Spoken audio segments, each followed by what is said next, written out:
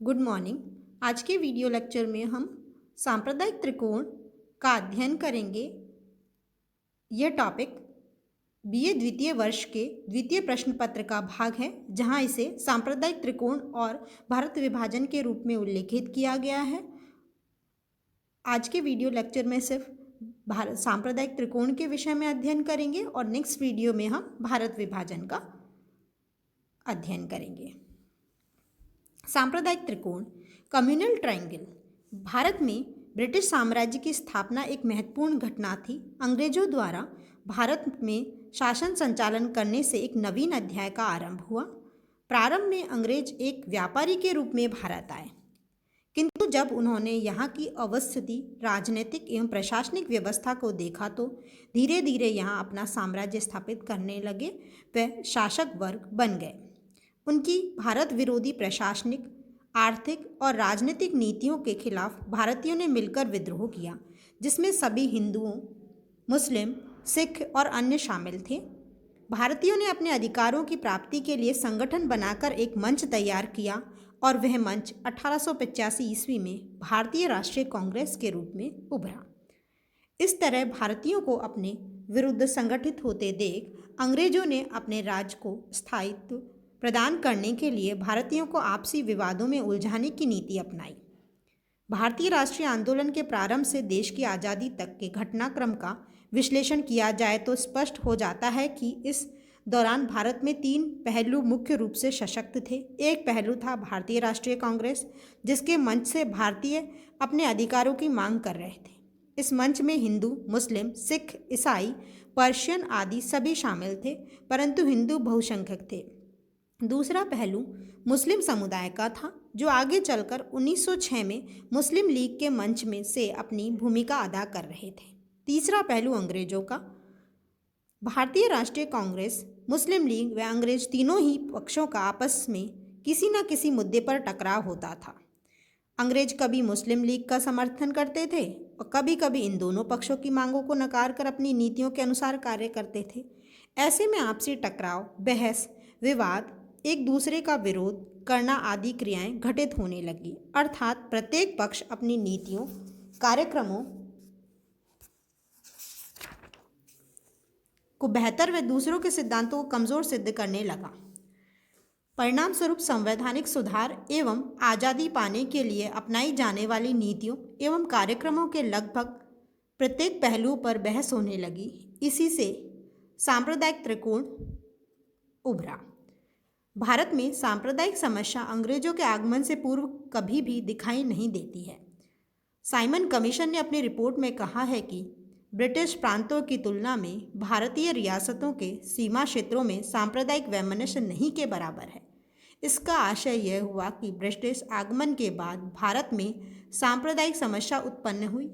आज़ादी तक आते आते इस त्रिकोण का रूप ले लिया। अंग्रेजों की प्रशासनिक नीतियों व सुधार अधिनियमों में स्पष्ट इसकी झलक दिखाई देने लगी। कभी वे कांग्रेस की मांगों के अनुरूप व कभी मुस्लिम समुदाय के अनुरूप अधिनियम लागू करने लगे। इसी प्रकार इन अधिनियमों की प्रतिक्रिया स्वरूप कांग्रेस जिन मुद्दों का समर्थन करती, वही मुस्लिम उनका विरोध करते, तथा जहां मुस्लिम अंग्रेज शासन अधिनियमों के कुछ मुद्दों का समर्थन करते तो कांग्रेस इसका विरोध करती। कभी कभी कांग्रेस व मुस्लिम लीग मिलकर अंग्रेजों के विरोध में खड़े दिखाई देते। भारतीय स्वतंत्रता संग्राम में तीनों ही संप्रदायों की अपनी अपनी भूमिका रही।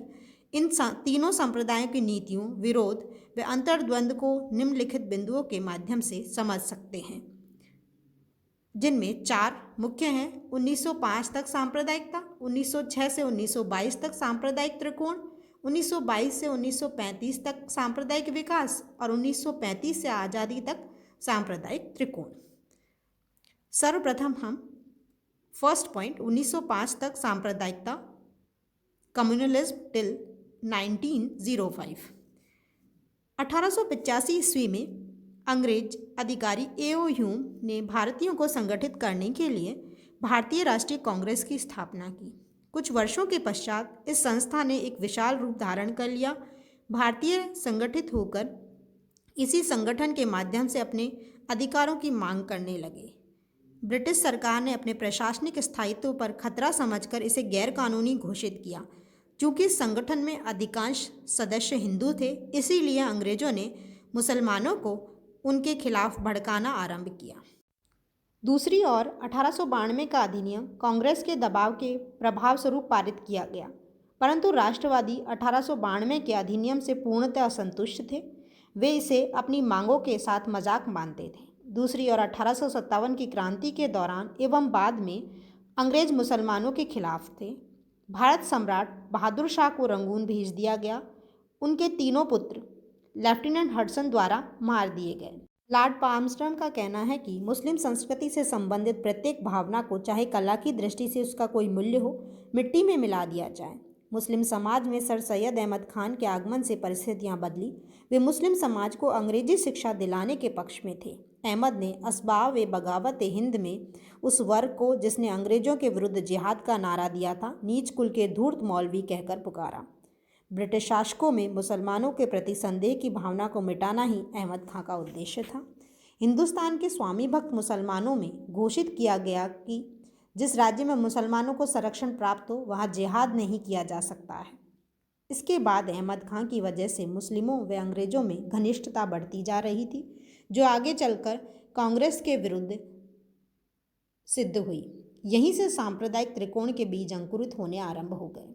सैयद अहमद खां राष्ट्रीय कांग्रेस की प्रतिनिधित्व प्रणाली की मांग को निम्न वर्गों के हाथ में सत्ता का हस्तांतरण समझते थे।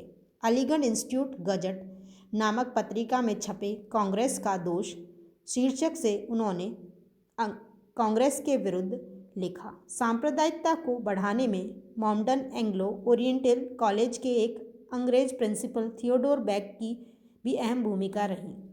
उत्तर पश्चिमी सीमा प्रांत में 18वीं सदी तक अरबी लिपि में उर्दू भाषा का प्रयोग न्यायालयों व शासन में हो रहा था। 19वीं सदी के आरंभ में उर्दू के बदले देवनागरी लिपि में लिखी हिंदी को शासन की भाषा के रूप में अपनाने की मांग चल रही थी। मुसलमानों के रुष्ट होने की वजह से इस मांग को स्वीकार नहीं किया गया, परंतु 1900 ईस्वी में प्रांत के लेफ्टिनेंट गवर्नर ने बिना किसी पूर्व मंत्रणा के हिंदी को न्यायालयों की वैकल्पिक भाषा के रूप में स्वीकार कर लिया, जिसके परिणाम स्वरूप हिंदू मुस्लिम संबंधों में खटास पैदा हो गई। नवंबर 1905 में भारत सचिव ने पृथक चुनाव की अपेक्षा मिश्रित चुनाव प्रणाली अपनाने की योजना प्रस्तुत की, किंतु मुस्लिम समुदाय ने इसका घोर विरोध किया। लंदन में मुस्लिम लीग शाखा के अध्यक्ष ने इस प्रस्ताव के विरुद्ध प्रचार किया। इस प्रकार 1905 ईस्वी तक सांप्रदायिक त्रिकोण का बीज अंकुरित हो चुका था। उपर्युक्त घटनाओं से स्पष्ट हो जाता है कि ब्रिटिश सरकार ने समय समय पर उसी समुदाय के पक्ष में अपना मत प्रस्तुत किया, जिससे उन्हें उनकी सत्ता सुदृढ़ करने की आशा रहती थी। सेकेंड है 1906 से 1922 तक सांप्रदायिक त्रिकोण, कम्युनल ट्रायंगल 1906 टू 1922। अक्टूबर 1906 में ढाका के नवाब की अध्यक्षता में अखिल भारतीय मुस्लिम लीग की स्थापना हुई।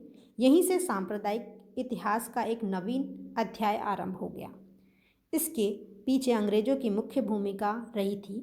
मुस्लिम लीग अपने अधिवेशनों में मुसलमानों के लिए पृथक निर्वाचन पद्धति की मांग, राष्ट्रीय कांग्रेस के स्वदेशी व बहिष्कार के कार्यक्रमों का विरोध करना, बंगाल विभाजन का समर्थन आदि प्रस्ताव रखते थे। इन प्रस्तावों से स्पष्ट है कि राष्ट्रीय कांग्रेस द्वारा चलाए जा रहे आंदोलनों का विरोध करना ही मुस्लिम लीग का उद्देश्य था। अंग्रेज इसे बढ़ावा दे रहे थे। 1909 के मार्ले मिंटो सुधार के तहत पृथक निर्वाचन पद्धति का आरंभ करना इसका प्रत्यक्ष उदाहरण था। यहाँ तक कि स्थिति स्पष्ट हो चुकी थी कि सांप्रदायिकता के दो पक्ष थे, एक भारतीय राष्ट्रीय कांग्रेस, दूसरा ब्रिटिश सरकार एवं मुस्लिम लीग। 1911 से 12 ईस्वी से परिस्थितियां बदलने लगी। युवा एवं शिक्षा प्राप्त बुद्धिजीवी मुस्लिम वर्ग शीघ्र ही मुस्लिम लीग के अभिजात वर्गीय नेतृत्व की सरकार परस्त, हिंदू विरोधी एवं दासतापूर्ण मानसिकता से असंतुष्ट होने लगे। अब लीग व कांग्रेस एक दूसरे के निकट आने लगे, वे ब्रिटिश सरकार के खिलाफ बगावत करने लगे। 1913 ईस्वी में मुस्लिम लीग ने अपने संविधान में बदलाव किया। वे अपना मूल उद्देश्य कांग्रेस की ही भांति भारत में औपनिवेशिक शासन की मांग को अपनाया। तिलक एवं जिन्ना ने कांग्रेस व लीग में एकता स्थापित करने में अहम भूमिका निभाई।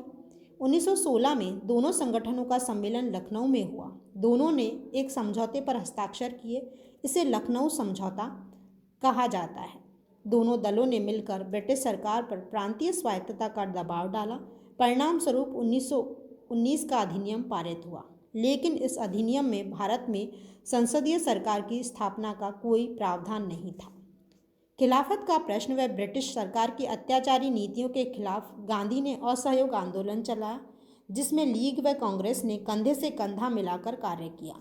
इस दौरान पंडित नेहरू ने कांग्रेसी नेताओं से अपने सार्वजनिक भाषणों में धर्मनिरपेक्ष भारत राष्ट्र की अवधारणा पर बल दिया, जिसे सामुदायिक हितों से ऊपर माना जाने लगा। अब राष्ट्रवाद व सांप्रदायवाद के बीच विरोध उत्पन्न हो गया तथा जो भी समुदाय का पक्ष ले उसे राष्ट्र विरोधी अथवा सांप्रदायवादी कहा जाने लगा।